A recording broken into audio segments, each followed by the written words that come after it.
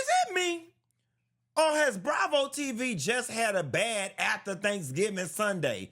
The Real Housewives of Potomac, they wasn't as weak as Married to Medicine, but they wasn't giving all that they had to give. You know, Anita said, is it something I can't give you? Yes, some entertainment in exchange for everything we give to you. Wanna talk about it? Here you go.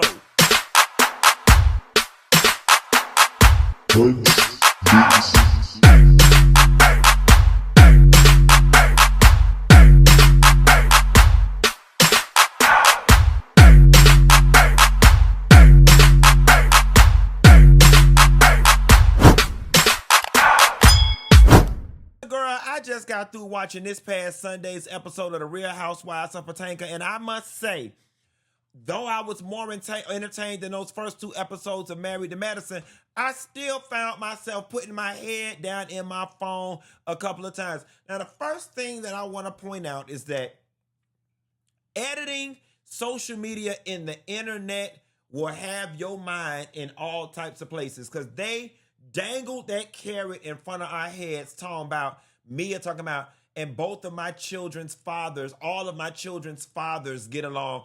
And baby, we just knew she was talking about Ink and Gordon. We just knew, baby, Mia was confessing that the little boy was Ink child, and come to find out, child, Mia hadn't had a whole nother child from a previous marriage, and that's what she was talking about. Do you see why you can't sit up and watch these shows and take what's edited and then run to the Facebook group and all over the internet and be talking with so much conviction like you know what you're talking about, because you don't. And even when you see something and you regurgitate it the way you see it on that screen, you still don't know what you're talking about. You got to know these hoes the way I do. But anyway, the episode opens up. They at Wendy's 40. The girls stay grilling Wendy about, they at Wendy's 40. The girls stay grilling Mia about what she got going on, juggling all these men and this paternity of these various children. Jacqueline, listen,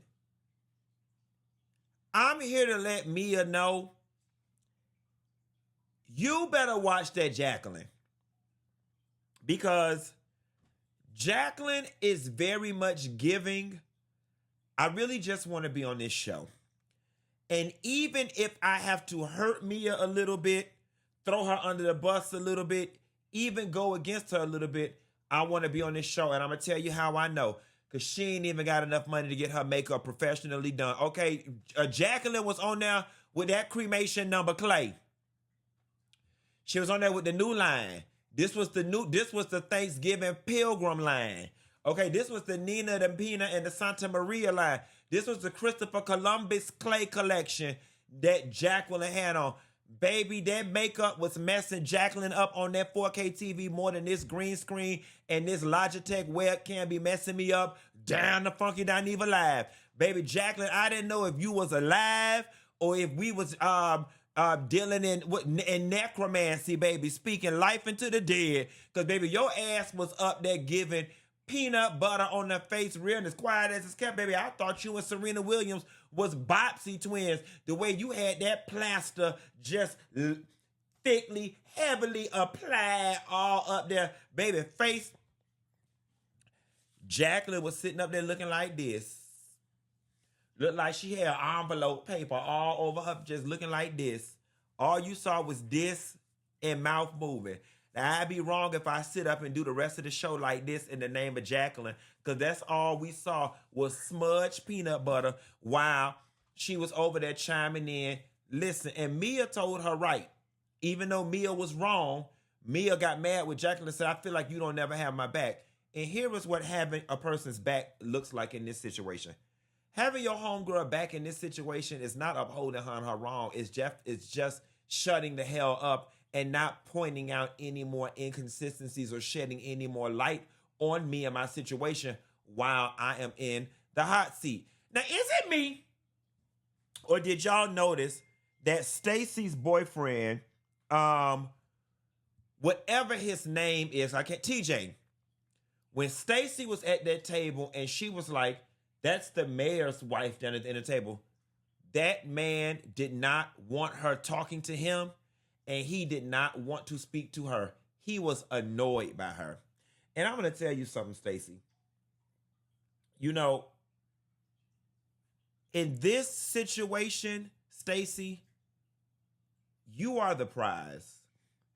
And I don't like that Stacey is in a situation that's being presented on this show where it almost looks like at times she's begging for this man to be with her, or like she's the one courting him.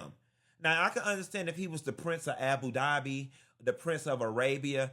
Hell, he could be Prince who daddy owned the mortuary place and the funeral home. He ain't the Prince of anything, okay?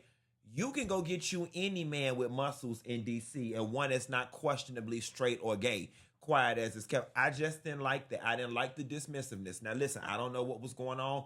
For all we know, that man could have been hungry. His feet could have been hurting in his heels. His car got a boot on it, and he was ready to go. But he was just it was giving. And she's steady trying to talk to him, and he was giving, I'm not in. TJ, though I like him, I think he would be the best person to be head customer service lead at Target down to the service desk when people trying to make returns after Black Friday. I think he'd be perfect in that position. There are just things about him that give me Stacey's going to always be on pins and needles and kissing his ass and having to appease him in order for there to be peace in her home. Stacey, girl, you better watch out for that.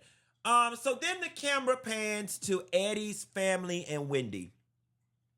And when Wendy hugged Eddie's sister, who looks exactly like Eddie, and that they both were crying, it says to me that there's a reciprocal love there, a reciprocal missing of one another, a reciprocal understanding and acceptance of the fact that we are missing out on each other's lives. And in that moment, what I got was, it is all the parents. Whatever the beef is, it's at the parental level. And while I'm not Nigerian by culture, I am by blood because I did my 23andMe. And I don't understand the ins and outs and the cultural, implications of marrying who your parents say you're not supposed to marry for whatever reasons. It gave me that if those children had their way and were not so fearful of their parents, that they would be all in the mix. And that I am glad that Wendy and Eddie's sister had that moment. Hopefully the parents can go back, hear what the children said, look at how happy Wendy and Eddie are, and get past whatever archaic, tribal, cultural, antiquated whatnot and hoopla is going on between the two, because those children are suffering, Eddie and Wendy are suffering, and we the viewers are suffering from meeting and getting to see the merger of two Nigerian/Nigerian American families on television. It's needed. And I think the cultural implications and the television implications are far greater than the beef and the issues between the two families. Now, we see Gizelle talking with her older daughter who had just completed her first year of college. And I want to tell you something. It was very nice. First of all, Gizelle's oldest daughter has blossomed so much. And it was great to see the relationship between what used to be a mom and a child go to a mom and a young adult. It was great watching Gizelle go into detail about some of the things she was talking about and how her daughter handled it with style and grace. Say what you want to say about Jamal Bryant and Gizelle Bryant. They raised some magnificent children. So did Karen Huger. Those young ladies are ladies. They are sophisticated. They are classy. And, Gizelle, we talk all this stuff about your stovepipe legs, your gobble neck, your lack of fashion, and your mismatched house. But, baby, if you ever get down and lower your self-esteem about anything any of these people on this internet got to say about you, Gizelle, I want you to look back and look at your children.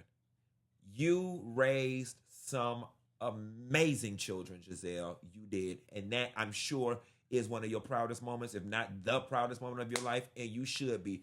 Forget everything else on this show. Honestly and truthfully, Gizelle, your children are raised so well, I'm actually here to absolve you of everything that you did on TV. quiet as it's kept. You probably just need to be sitting around and pushing out children. Because you do that much better than you do being a friend to the ladies. You are very good at raising children. Now, being a girl's girl amongst the group, you don't do that good. You don't tell Robin the truth good. Because you want her to say, Robin, you did all this. Oh, what just... I ain't even going to fire up on Robin because Robin ain't even here. But Gizelle, you did a damn good job.